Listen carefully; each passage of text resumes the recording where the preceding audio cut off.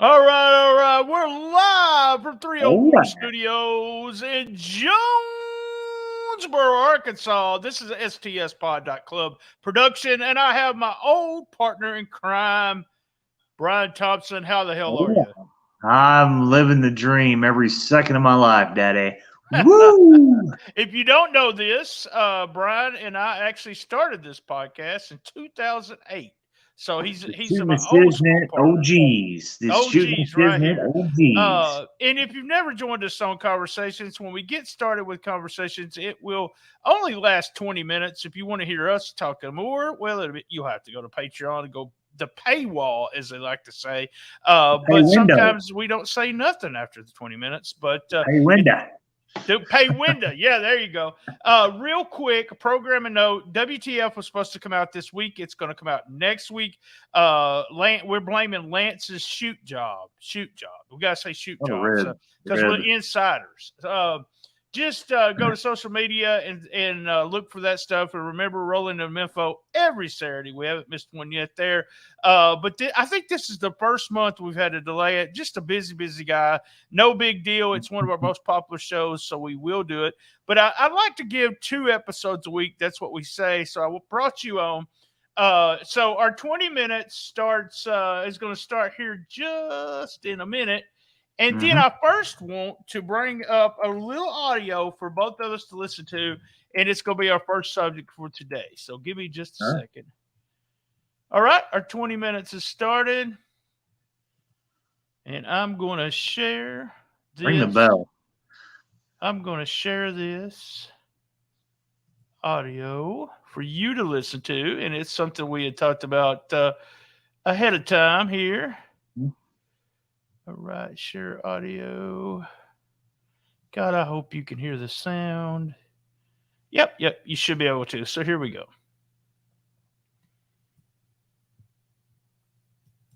When Punk came out and said that AEW signing of him and Daniel Bryan and whomever was more significant than Scott Hall and Kevin Nash, well, I kind of disagree with that.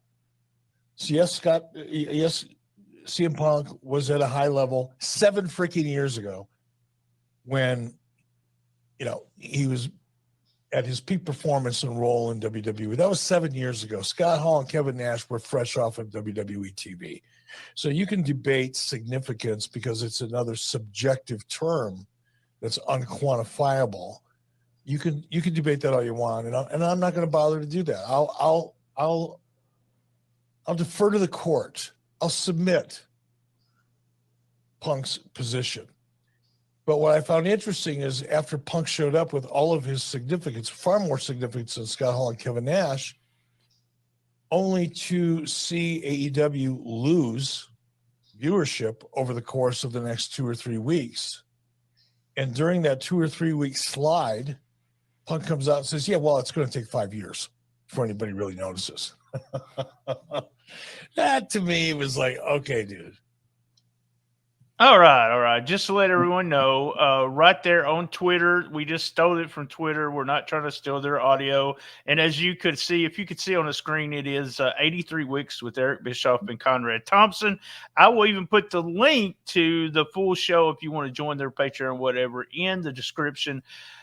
What's your thoughts, man? Is Punk, has he made a difference? And I seen this, and I don't want to compare it to the NWO because I don't think the importance of the NWO. I think that, in my opinion, the importance of the NWO is way more than Punk coming. Although, as a fan, I don't know. Punk was excited. I was excited about Punk being here. Yeah, But has sure. he made a difference? Has he made a Yes. difference? You tell me what you think.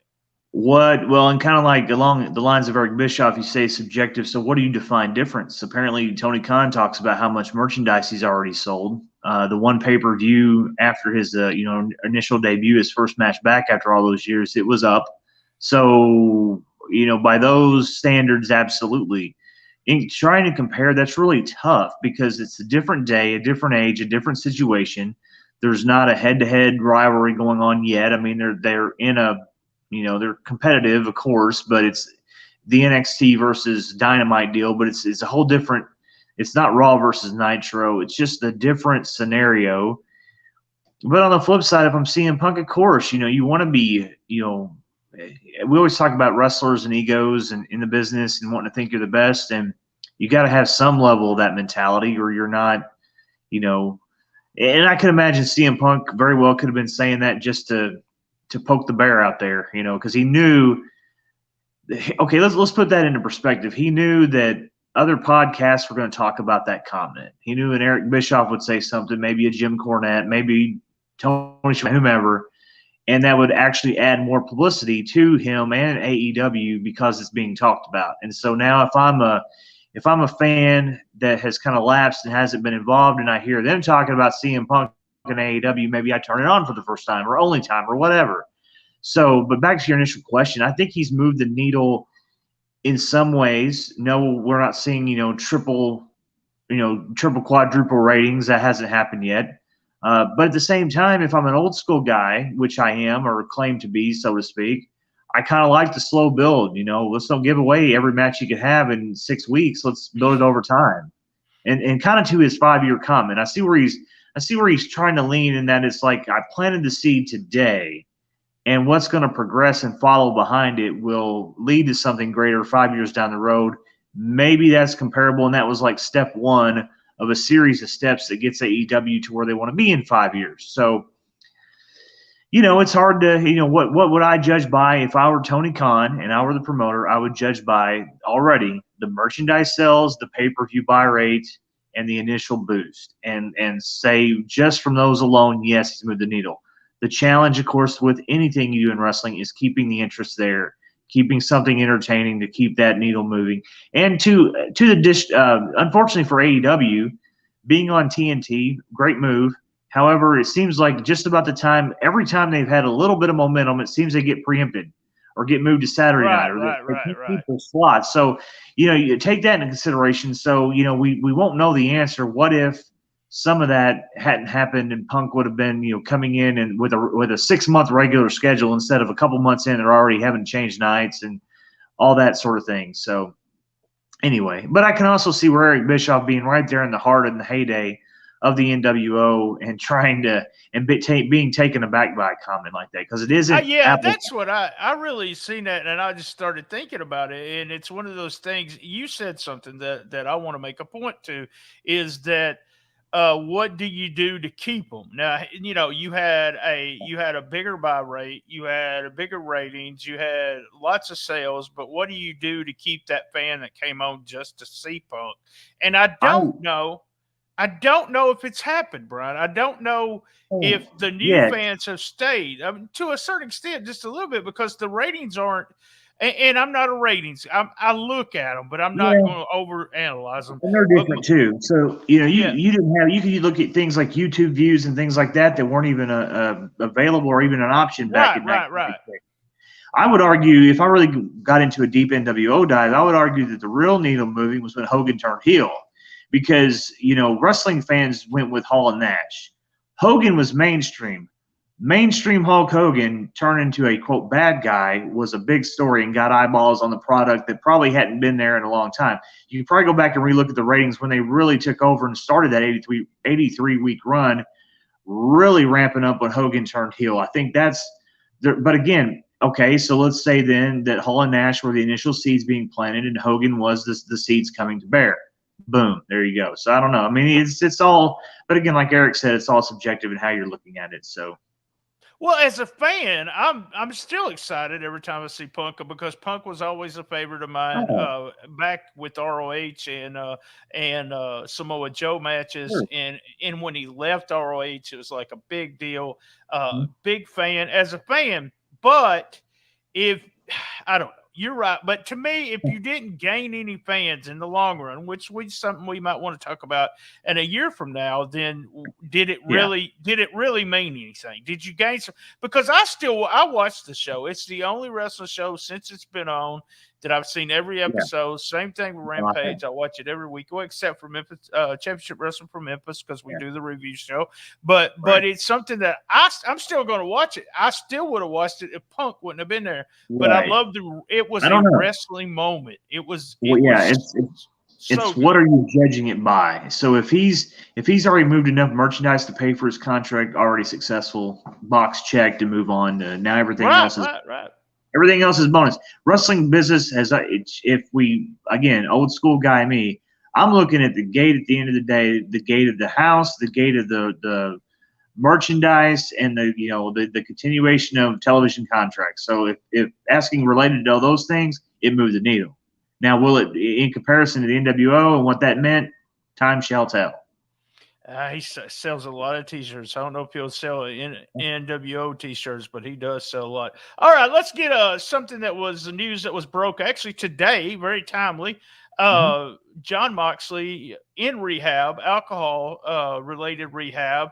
Here's my question about that. Is this something that you think should be just way out there? I mean, they do that with entertainers of other kind, but do you think that's something, or should it have been a kayfabe storyline where he got injured and he's out and we don't know what's going on? He's just taking some days off. I think due to the fan base that they have there, they're trying to play the ECW style, open and honest. I mean, where they can. Obviously, the Brody Lee situation, that was one of the most held to the vest, that we've seen in a long time before his unfortunate passing. So I would equate it to just trying to be honest with their fan base, putting the Paul Heyman hat on, and just speaking. Let's be real with the people. Let's don't try to sugarcoat this, and maybe even Moxley is looking at it as an opportunity to help someone else when he has helped himself and gets out of there. And so when you look at it that way, it only makes him way from a business perspective. First of all, from a personal, let's hope the guy is able to battle this demon and move past it. That's first and foremost. But if we're putting the business hat now on, you just made him a way bigger babyface when he comes back, because now when he comes back, he's going to have 3 years of fighting his own. There's no bigger opponent that you're going to have than your own demon. So he's going to beat that, come back, and should be kind of like think the Triple H pop when he came back from the quad injury. I mean, right. It should be.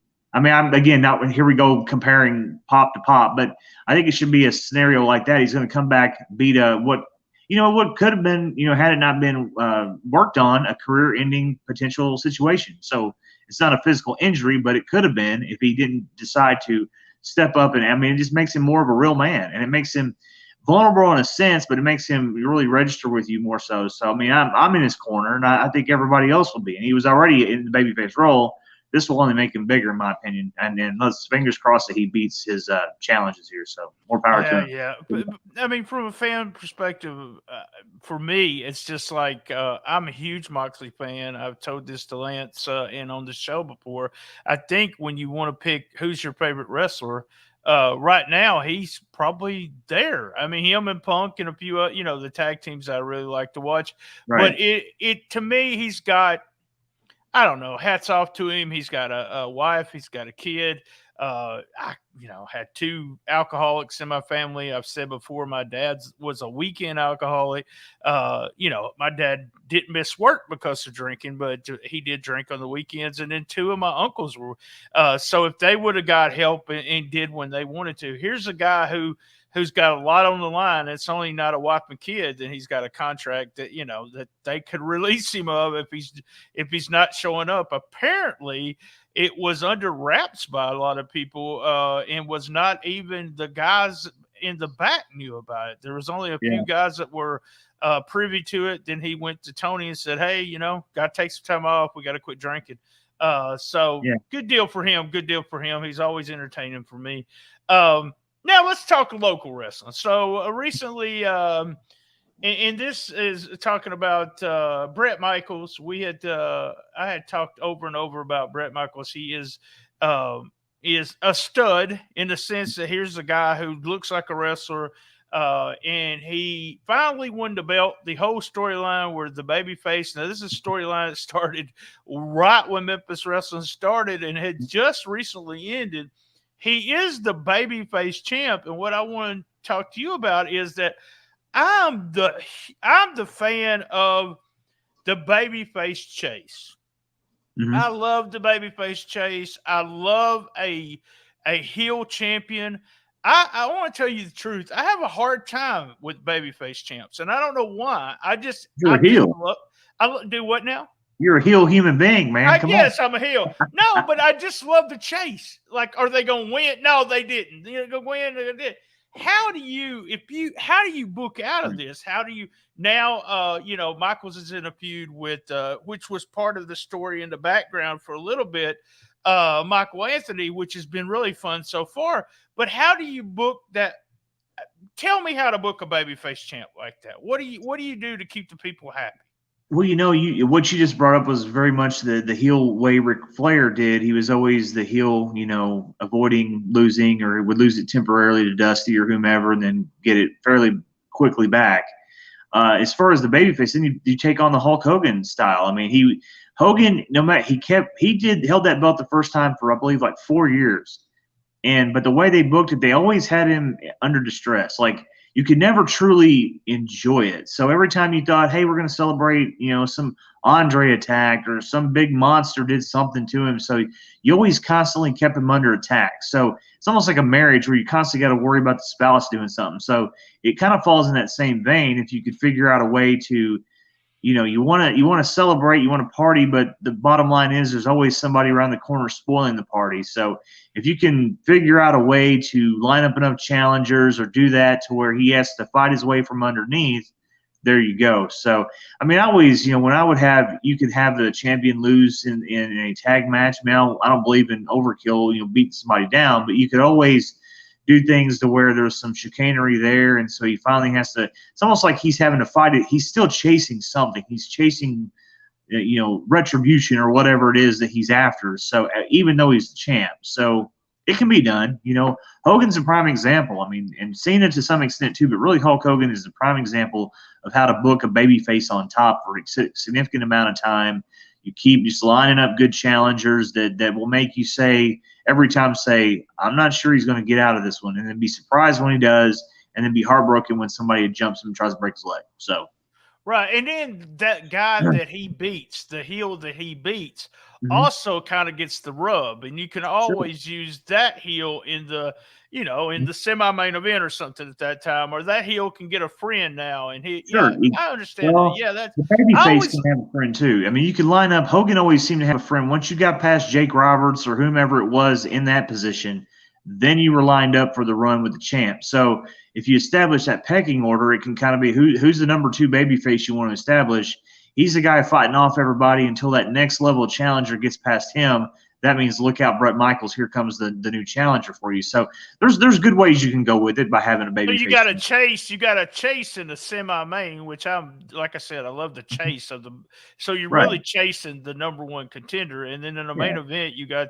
They used to do that. Bob Backlund was, 3 times they do one thing and Bob would win, and the heel would get a DQ, and then the third match would always be the cage or something like that. Hogan had lots of, some DQs and things like that, but never obviously got cleanly beat, or very few times got cleanly beat in his career. So you could run the same kind of gamut, But the thing about Hogan, and this, that people, they always talk about he never did a lot of, he didn't do a lot of pinfalls and losses, but he took massive amounts of heat. Yes. Lawler, and probably Ricky Morton might be the 3 biggest baby faces on taking just huge amounts of heat. Sure, and then pulling the win out from under, pulling the rug out from under at the right time. So, I hope they do. Whatever direction they go, I hope they be successful with it. And so, he definitely has a look. That the belt on that guy is definitely marketable. So. Oh yeah, I see that. I had conversations with Dustin from the start. Not really, saying who are you going to put the belt on, but it was you could see what direction they were going. It was fun to see it happen. It was fun. It was a long story too, so that you don't get that, especially with independent wrestling. No. We only got 2 minutes and a half left, so we're going to start talking about this. I will cut it off. We'll finish it up on the Patreon version. So Sinclair just announced today that they're in debt $12.8 billion, which might be the reason ROH closed shop for a little bit. Do they sell the library, Brian? And if they do sell the ROH library, who do they sell it to? I don't know. It's now when you mention that $12 billion number, I would argue that ROH is probably a very small fraction of that number. But sure. Yeah. So It's hard to tell. Do they hang on to the library if this whole Diamond, sports app thing comes online, the Bally Sports deal? Maybe that's where they want to put some, unique programming and hang on to it for that, and still have the old, try to spice it up. Make get more people to subscribe and do away with like a ROH club or the Honor Club. Or if they do sell it, I mean, your first and foremost option is WWE. I'm sure they would want it if they like the price, because then they would add it to the network and supplement for a lot of the guys that they have and have had through the years that they could do more with. I think they've licensed some of the footage anyway in the past, so it's kind of they've had business dealings there before. So it'll be interesting to see where ROH goes. Your fingers crossed for it, but it looks a little bleak right now. But we're not seeing every angle. We're not in the trenches there, but. Yeah, if you are a subscriber to the Observer, I highly recommend Dave's issue about ROH and just the history of it. It was the smart fans promotion to go to for a long time, and you can see it changing as the Young Bucks and actually Kenny Omega leave, and everybody leaves ROH, and you still had the workers there. And then with the COVID happening and everything, it was difficult for them. I wish them the best.